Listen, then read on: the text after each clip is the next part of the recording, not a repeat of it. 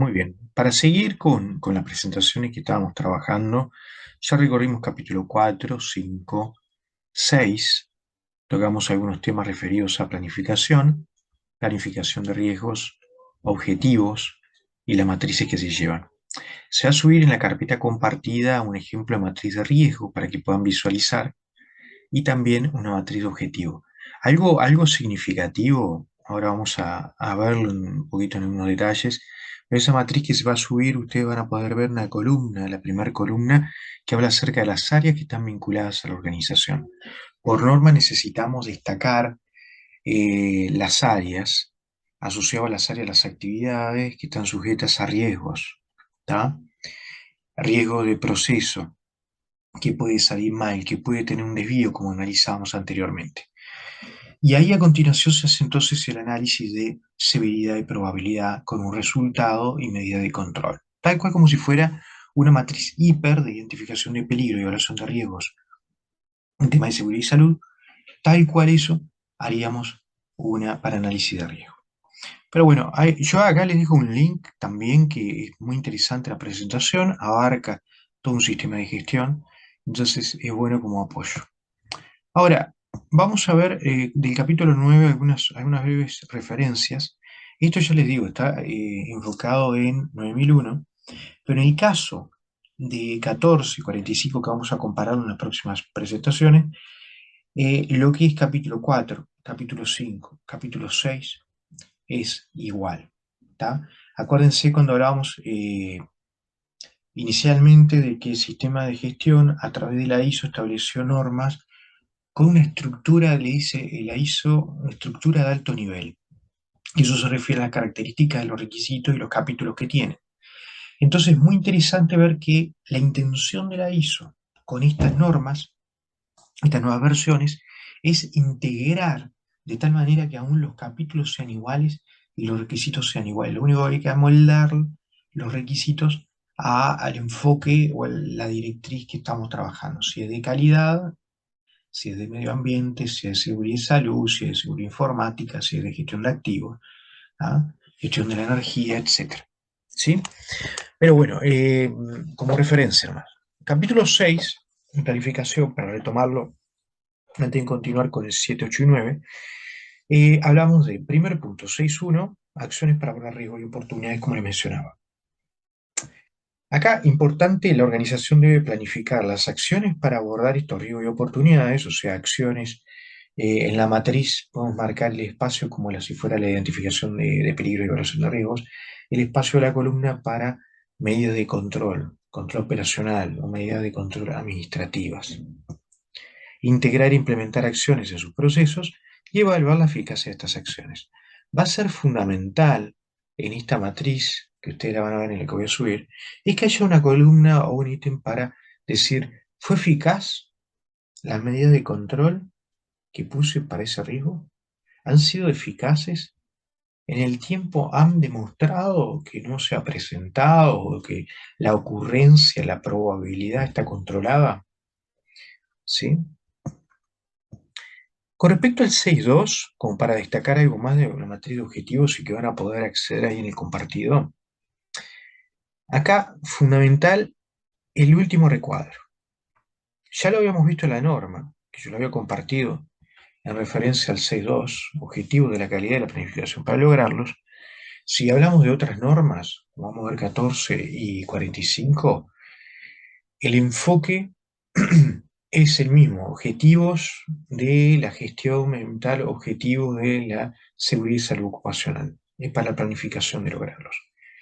Tienen que establecer qué se va a hacer, qué recursos se requieren para poder cumplir, o sea, recursos, horas hombre, tecnológicos, logísticos, económicos, ¿sí? Cualquier tipo de recurso que sea necesario, o materia prima que sea necesaria para poder desarrollar ese objetivo, se puede establecer esa columna de recursos. ¿Qué se va a hacer? ¿Qué recursos se requieren? C. ¿Quién será responsable?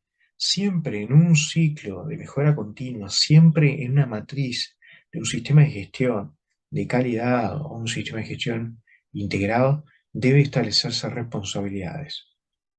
Punto D. ¿Cuándo se finalizará? Esto es nuevo.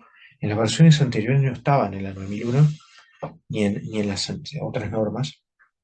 Y acá dice, ¿cuándo se finalizará el seguimiento de su objetivo? Hay que marcar el periodo, la frecuencia de seguimiento y cuándo va a darse a fin. Puede ser de enero a diciembre, puede ser de febrero a abril, no sé.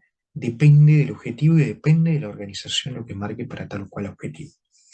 ¿Cómo se evalúan los resultados? Es el último punto obligatorio para esta materia de objetivos. ¿Cómo? ¿Cómo se evalúa? ¿Qué evidencias vamos a tener nosotros para poder, después que se hace el seguimiento, después que definimos recursos, que definimos un responsable, KPI, o sea, indicadores para poder medirlo, cómo evaluamos los resultados? ¿Cómo se evalúan los resultados que se van teniendo en relación a la frecuencia de seguimiento? 6.3 se va a subir a la carpeta entonces la planificación de cambios también.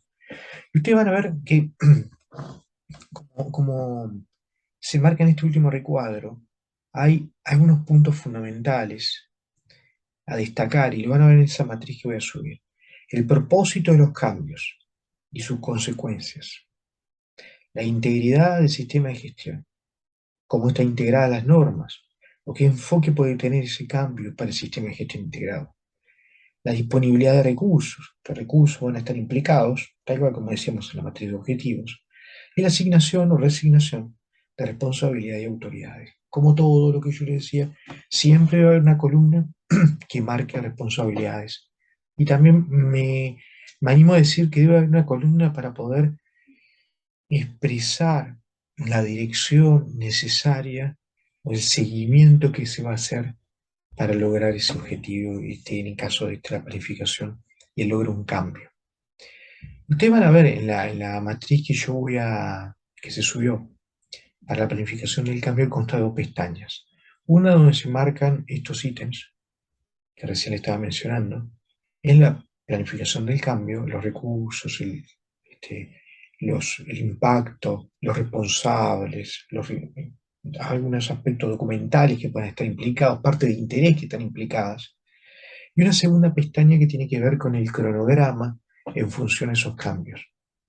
El periodo de tiempo, un seguimiento de cumplimiento de ese cambio, o si ha habido cambio del cambio o de lo planificado, que eso va a ser muy significativo. Entonces, cuando hablamos de planificación 9.1, pero también se repite en las otras normas, estamos hablando de 3 puntos fundamentales.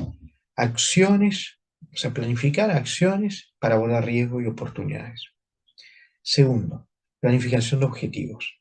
Tercero, planificación de cambios. Cuando hay un cambio, cuando va a haber un cambio, cuando yo comienzo el año y sé que van a haber ciertas cosas que están en proceso de cambio, incorporar el análisis, incorporarlos al plan, incorporarlos al seguimiento. Muy bien. Pasamos al capítulo de apoyo. Acá se ven muchos recuadros, se ven muchos ítems, que son los que aparecen en la misma norma, pero me pareció apropiado poder visualizarlo de esta manera, ir del 7.1 al 7.5. Primer punto, 7.1. ¿Qué tipo de recursos? La norma se enfoca en personas, infraestructura, ambiente para la operación de los procesos, o sea, para que los procesos se puedan llevar a cabo, recursos de seguimiento y medición y conocimiento de la organización. Cuando hablamos de apoyo, el apoyo es a través de recursos. ¿Y qué recursos? Recursos humanos, recursos que tienen que ver con equipos de medición y seguimiento, infraestructura, el ambiente es un recurso y el conocimiento es un recurso para apoyo, para lograr objetivos, para lograr lo que estaba planificado anteriormente. ¿Sí? Si se fijan, como hablábamos inicialmente en una presentación, el ciclo de Deming está presente en todo esto. Estamos hablando que ahora nosotros en el capítulo anterior planificábamos. Ahora estamos viendo qué recursos, qué apoyo le doy a mis procesos o a mi actividad principal para que pueda lograr lo que estaba planificado. Aquí vamos con todo esto, como aparece ya en el 7.2, es competencias. Es fundamental yo primero que todo determiné un organigrama organizacional. En el organigrama necesito establecer los cargos y la relación que existen de jerarquía entre los cargos y las interacciones, como cualquier organigrama. Eso es cuestión de googlearlo y van a ver tipos de organigrama. Hay organizaciones que establecen con nombre, otros que establecen con cargo, no importa. A nivel de la norma, uno tiene que establecer un organigrama organizacional. Dentro de este organigrama nosotros vamos a desprender y vamos a establecer perfiles o descriptores de cargo, en los cuales se va a establecer o se va a definir competencias, formación, experiencia y responsabilidades principales. ¿Tá? ¿Qué responsabilidades tiene tal o cual persona, tal o cual cargo, mejor dicho, para desempeñarse? Lo que pasa, en ese perfil de cargo nosotros vamos a establecer formación y experiencia deseada y requerida. Cuando hablamos de algo deseado es que desearíamos que esté, que lo tenga, pero no es una condicionante. Si nosotros establecemos que se requiere una competencia, una formación, una experiencia determinada, sí o sí nosotros vamos a tener que evidenciar en su momento, en el momento de auditoría, que la persona que tiene el cargo de jefe de laboratorio o jefe de prevención de riesgos o jefe comercial tiene las competencias y la formación, la experiencia que está establecida como requisito. Eso es muy importante. Se van a subir unos perfiles de cargo de una organización para que ustedes puedan verlo. Ahora, una vez que nosotros definimos el organigrama, definimos el perfil de cargo, nosotros vamos a tener una carpeta donde estén las competencias de ese personal. Recursos humanos, por lo general, es que tiene el legajo con el contrato con el cargo, que está asociado al organigrama, el perfil de cargo, y evidencia de esas competencias. Muchas veces la organización tiene gente con experiencia, pero con poca formación. Entonces, en el perfil de cargo podemos tener marcado que la experiencia sustituye la formación porque es deseable. ¿Tá? Y valoramos la experiencia porque ha ganado una experiencia interna que permite desempeñarse correctamente. Cuando año a año nosotros analizamos como organización las competencias, la formación, tenemos que cerrar brechas. Por norma necesitamos tener un plan de capacitación que se enfoque en temas técnicos, operativos, de producción, administrativos, competencia cualitativa, temas de liderazgo, toma de decisiones, resolución de problemas, de conflictos, etcétera, etcétera. ¿Tá? Más enfocados a seguridad, a medio ambiente cuando corresponda o a alguna otra norma, responsabilidad social empresarial, gestión de los activos, etcétera. Entonces tiene que haber también entonces asociado a todo esto un plan de capacitación que marque los cursos, que marque quiénes participan y marque un seguimiento de las fechas planificadas. ¿Tá? Si se realizó o no se realizó, para fin de año poder ver el porcentaje de realización como objetivo. Objetivo que también puede estar enmarcado en la matriz de objetivos, en el plan de objetivos del sistema de gestión. Entonces vemos que acá hablamos en 7.2 de competencias y engloba una cantidad de cosas. Por otro lado, el 7.3 suma algo más. La política de calidad, tomar la conciencia de lo que dice la política. Entonces hay que transmitir, hay que difundir la política. Se difunde a través de la web, a través de cartelía, a través de charlas de ingreso, cuando ingresa alguien, en las propuestas comerciales, se difunde a través de charlas planificadas a todo el personal. Objetivos, punto B del 7.3. Los objetivos de la calidad o del sistema de gestión se difunden. Se difunde su contribución a la eficacia del sistema de gestión. Se difunde, como dice en el D, la implicación del incumplimiento de los requisitos del sistema de gestión.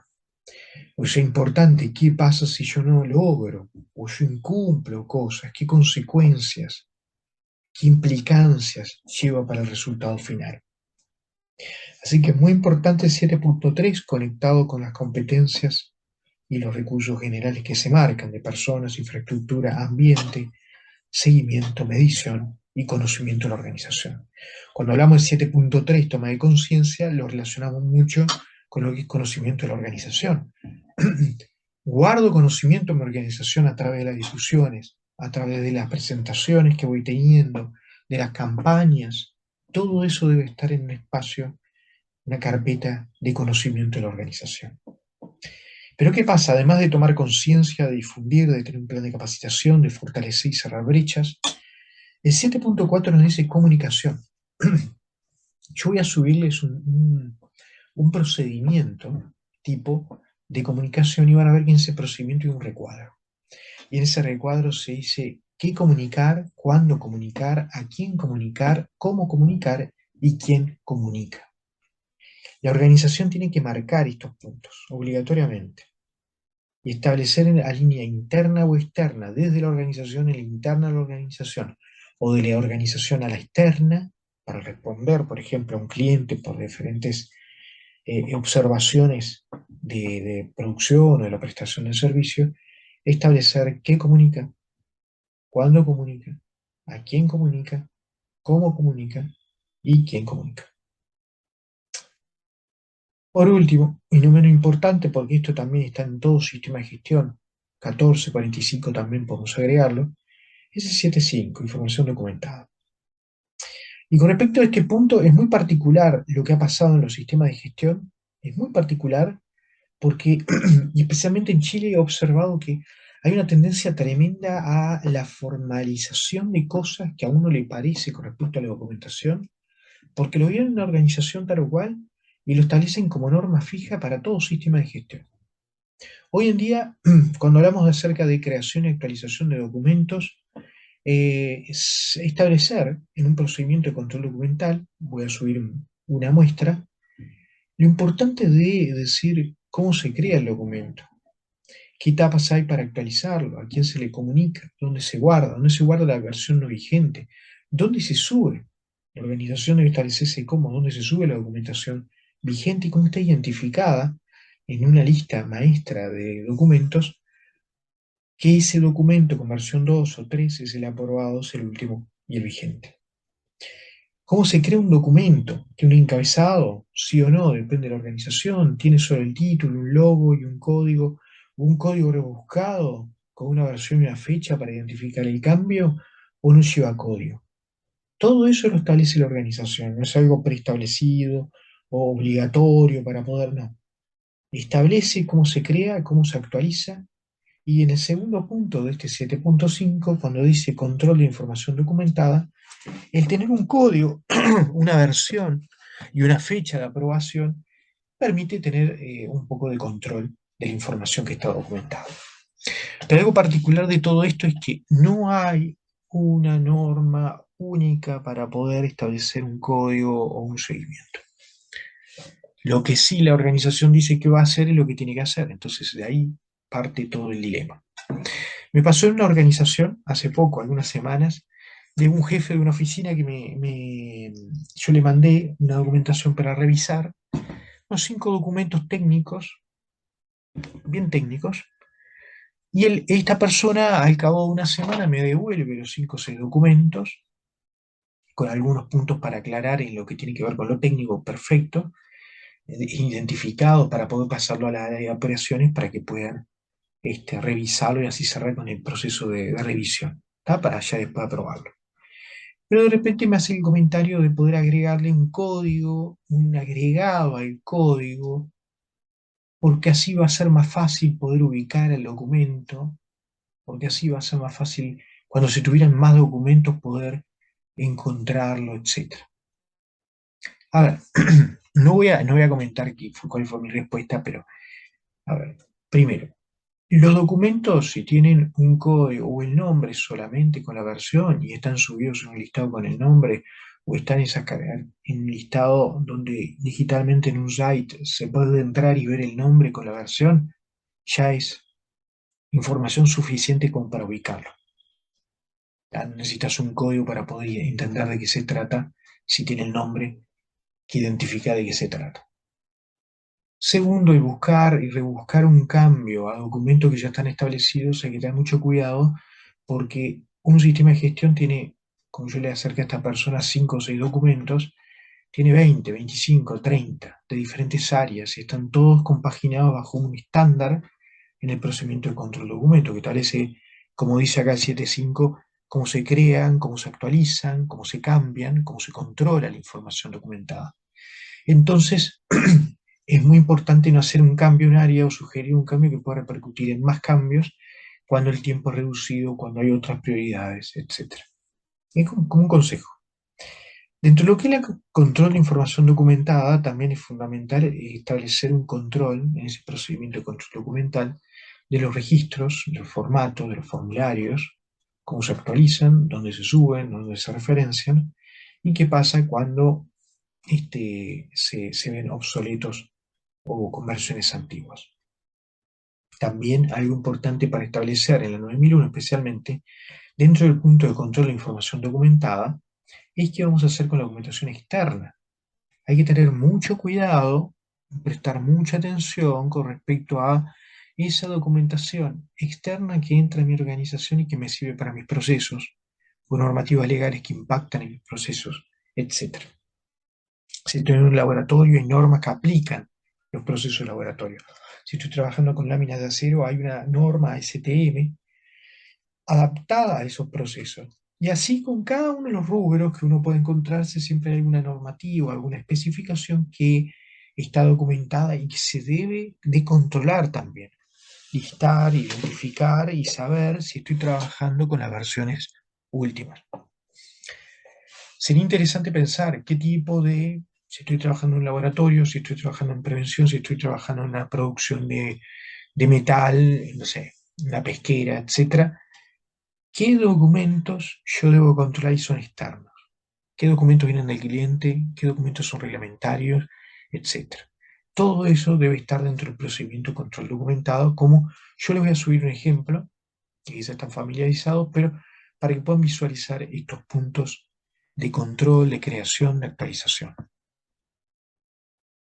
Como ven, apoyo es bastante organizacional, el área de recursos humanos muchísimas veces en las organizaciones está directamente auditada en este punto y es muy significativo el poder buscar ese control. Ahora, antes de terminar con este punto de apoyo, cuando vemos infraestructura y cuando vemos recursos, seguimiento y medición, es muy importante dos cosas. Infraestructura, tener algún check de control de infraestructura, una inspección mensual o en un periodo planificado, donde hago control de los espacios de trabajo, la iluminación, la ventilación, las conexiones eléctricas, a ver si es adecuado o no es adecuado, el soporte tecnológico, otros equipos. Todo es parte de la infraestructura y del ambiente de trabajo y puedo hacer un check para poder ver el estado o la situación con respecto a eso. Cuando yo voy al punto de recursos, seguimiento y medición, este es un punto esencial en una auditoría, es tener un plan de trabajo, un plan de seguimiento vinculado a equipos y a la calibración de equipos o verificación de equipos. Si yo estoy trabajando con balanzas, necesito tener un check para saber cuándo, quién y a través de qué medio se hizo la calibración, la verificación interna de esa balanza. Si tengo un equipo que tiene que ser anualmente o cada 2 años llevado a un laboratorio para poder hacer la calibración, debo tener la evidencia, ese certificado asociado a esa calibración. ¿Qué mejor, en este caso, de poder tener un plan de calibraciones? Les voy a subir un ejemplo. No, si están vencidas las calibraciones, es importante poder detallar entonces que está en proceso de llevado a tal o cual proveedor, dejar aclaraciones, pero que permitan entender siempre que esos recursos que sirven para seguimiento y medición están controlados, ¿tá? Que están controlados. Entonces, no es menor y no tiene que pasar desapercibido en las organizaciones. Este es un punto que se dificulta muchísimo a las organizaciones de poder cumplir en tiempo.